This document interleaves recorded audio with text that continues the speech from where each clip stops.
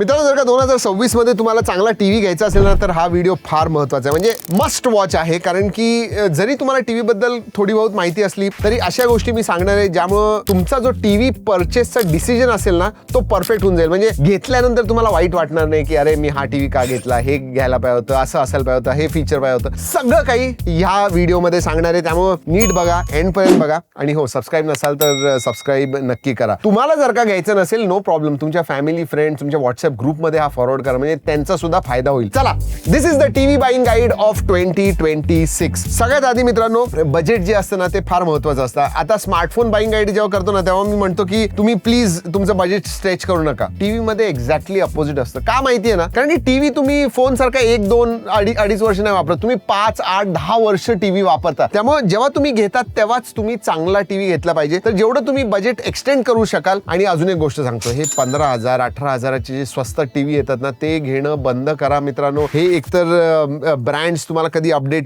देत नाही, त्याची पिक्चर क्वालिटी एकदम खराब असते, म्हणजे लिटरली तुम्ही वेस्ट करताल तुमचे 15-18,000. स्वीट स्पॉट जर का मला सांगायचं झालं ना तर 30 ते 50,000 55,000 पर्यंत जे टीव्ही येतात ना they are quite good. So एवढं लक्षात ठेवा की 2026 मध्ये हे 12, 15, 18,000चे अंडर 20,000 चे प्लीज टीव्ही बघू नका. आता कुठल्या प्रकारचा टीव्ही घेतला पाहिजे? हे बघा, एलईडी टीव्ही असतात. सगळ्यात पॉप्युलर 80-90% लोक एलईडी टीव्ही घेतात आणि ते अफोर्डेबल सुद्धा असतात. म्हणजे तुम्हाला 30, 35, 40,000 मध्ये चांगला एक 42 इंचेसचा टीव्ही मिळून जाईल. 32 इंचेसचा घेतला तर तो थोडा स्वस्त असतो आणि 55 इंचेसचा घेतला तर तो थोडा महाग असतो. पण जनरली एलईडी टीव्ही हे सगळ्यात जास्त पॉप्युलर असतात. त्याच्याहून जर का तुम्हाला चांगली क्वालिटी पाहिजे असेल तर तुम्हाला क्यूलेट टीव्हीज मिळतात आणि क्यूलेट नंतर मग मिनी एलईडी टीव्ही. हे म्हणजे कसं माहितीये का, स्लाइट इन्क्रीमेंटल बेटर पिक्चर क्वालिटीसाठी असतात. एलईडीज असतात मागं. तर सगळ्यात बेसिक ज्याच्या खाली जायचं नाही ते म्हणजे एलईडी, त्याच्यानंतर क्यूलेट, त्याच्यानंतर मिनी एलईडी आणि मग ओलेड. आता साईज कसं काय तुम्ही डिसाईड करणार? हे बघा, छोटी रूम असली मोठा टीव्ही घेतला तरी त्रास होईल आणि मोठी रूम असली छोटा टीव्ही घेतला तरी त्रास होतो. तर जर का तुमचं व्ह्यूइंग डिस्टन्स जे आहे ना ते 4 ते 5 फीटचं असलं तर 32 इंची छोटा टीव्ही ठीक आहे. जर का 5 ते 7 फीट असेल तर तुम्ही 40, 42 इंच, 43 इंचाचा टीव्ही घेऊ शकता. 7 ते 9 फीट एवढं डिस्टन्स असेल बघण्यात आणि तुमच्यामध्ये तर मग तुम्ही 50-55चा रिकमेंड केला पाहिजे. त्याच्याहून जास्त जर का असेल then 65, 75, 85 depends. Resolution,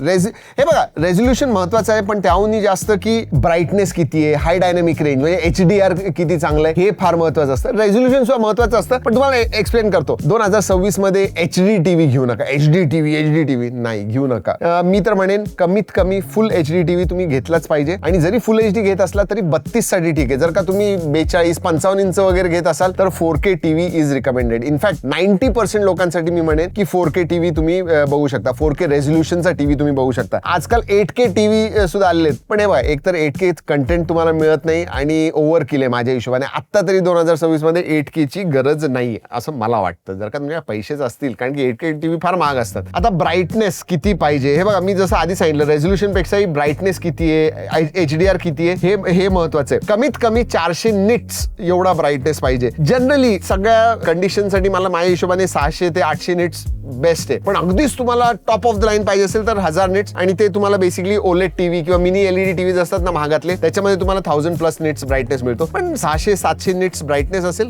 good enough. आता काही निश यूज केसेस असतात, गेमिंग वगैरे तुम्हाला करायचं, त्याच्यामध्ये महत्वाचं काय असतं, फास्ट रिफ्रेश रेट. कारण की तुम्ही गेम करताना तेव्हा ऍक्शन गेम्स वगैरे खेळत असाल तेव्हा फास्ट रिफ्रेश रेट फार महत्वाचं आहे. तुम्ही गेमिंग करत असाल तर 120 हर्ट्ज 144 हर्ट्जचे जे रिफ्रेश रेटचे जे टीव्ही असतात ना त्याच्याकडे तुम्ही बघा. त्याच्यानंतर HDMI 2.1 हे पोर्ट पाहिजे, कारण की तुम्ही HDMI कनेक्ट करता तुमच्या प्ले स्टेशन, एक्सबॉक्सला वगैरे, आणि ते महत्वाचं असतं कारण की डेटा रेट त्याच्यावरनं डिसाईड होतो. फास्ट चांगलं असेल HDMI 2.1 तर व्यवस्थित तुमचं कंटेंट जो आहे तो चांगला दिसेल तुम्हाला. आणि हो, अजून एक गोष्ट, गेमिंग आहे तर लो लेटन्सी मोड पाहिजे, त्याच्याकडे लक्ष द्या. 15 ते 20 मिली सेकंडचा असला एक्सलंट. आता पिक्चर बरोबर सेकंड हाफ म्हणजे ऑडिओ क्वालिटी. कुठलाही तुम्ही टीव्ही घ्या, तुम्ही म्हणजे एस्पेशली एलईडी टीव्ही वगैरे घेतले ना तर ते एवढे बारीक असतात आणि त्याच्यामध्ये स्पीकर कसे काय ते चांगले देऊ शकतात? नाही देऊ शकत. जनरली 20-25 वॉटचे स्पीकर असतात, ठीकठाक असतात. पण मी म्हणेन की तुम्ही त्याच्यापेक्षा 5-8 हजार 10,000 रुपये घालून एक चांगला साऊंड बार घेतला तर तुमचा म्हणजे जो सेटअप होईल ना तो परफेक्ट असेल. टीव्ही बरोबर एक साऊंड बार माझ्या हिशोबाने तरी पाहिजे. अजून एक गोष्ट जे बरेच लोक दुर्लक्ष करतात की OS कुठलं आहे, लेटेस्ट व्हर्जन आहे का, अपडेट्स किती आहेत हे आजकाल फार महत्वाचं झालं, एस्पेशली स्मार्ट टीव्हीज मध्ये. आणि जसं सांगितलं स्मार्ट टीव्हीज तुम्हाला घ्यायचं आहे तर OS आणि जसं स्मार्टफोनकडे तुम्ही लक्ष देता की अरे अपडेट यायला पाहिजे, तसंच टीव्ही मध्ये सुद्धा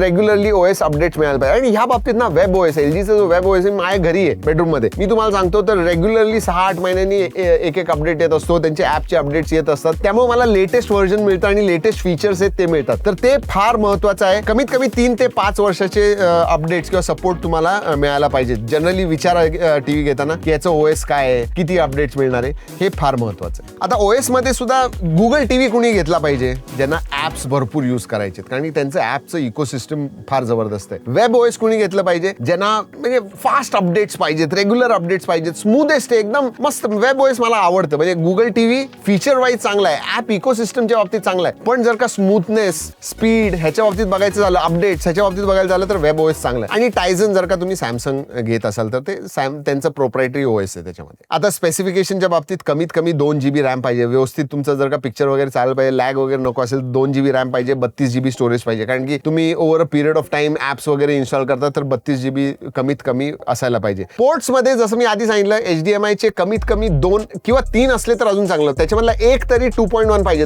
USB कमीत कमी 2 पोर्ट्स पाहिजेत. इथरनेटचा RJ45 म्हणजे तुम्हाला काय होतं माहिती का, वायफायने जर का तुम्ही स्मार्ट टीव्ही वायफायला कनेक्ट करतात पण स्पीड तुम्हाला इतका मिळत नाही. तुम्ही जर का केबलने RJ45 ने कनेक्ट केला ना बेस्ट, आणि त्यासाठी तो RJ45 चा पोर्ट पाहिजे आणि ऑप्टिकल ऑडिओ आउटपुट पाहिजे. वायरलेस मध्ये कमीत कमी वायफाय 6 किंवा 6E पाहिजे, ब्लूटूथ 5.3 किंवा फास्ट पाहिजे. हो, आता ऑनलाईन घ्यायचा का ऑफलाईन? बऱ्याच वेळेला ना ऑनलाईन मध्ये स्वस्त मिळतात, पण तुम्हाला एक गोष्ट सांगू, माझ्या एक्सपिरियन्स नुसार जर का तुम्ही ऑफलाईन स्टोर मध्ये गेला आणि त्यांच्याशी नेगोशिएट केलं ना, तुम्हाला जास्त चांगली प्राइस मिळते. आणि तुम्ही फिजिकली बघू शकता की टीव्हीचं पिक्चर्स कसं आहे, कसं चालतं, वेगवेगळे यूज केसेस जे असतात, तुम्हाला गेमिंग करायची आहे, तुम्ही बघू शकता की ऍक्च्युअली कसं दिसतं. त्यामुळे तुम्ही बेटर डिसिजन घेऊ शकतात. स्मार्टफोनच्या बाबतीत मी म्हणेन ऑनलाईन घेतलं काही प्रॉब्लेम नाही, पण टीव्हीच्या बाबतीत ऑफलाईन जास्त प्रिफर करा. आणि त्याच्यामध्ये जास्त सांगू का, आमचे व्हिडिओज बघत राहा, दॅट विल टेल यू. आम्ही नेहमी लिस्टिकल वगैरे करत असतो की 50,000च्या खालचे सगळ्यात चांगले टीव्ही कुठले आणि त्यांच्याबद्दल डिटेल्स देत असतो. तर असे युट्यूबचे रिव्ह्यूज बघत जावा. आणि जरी ऑनलाईन घेत असाल ना तर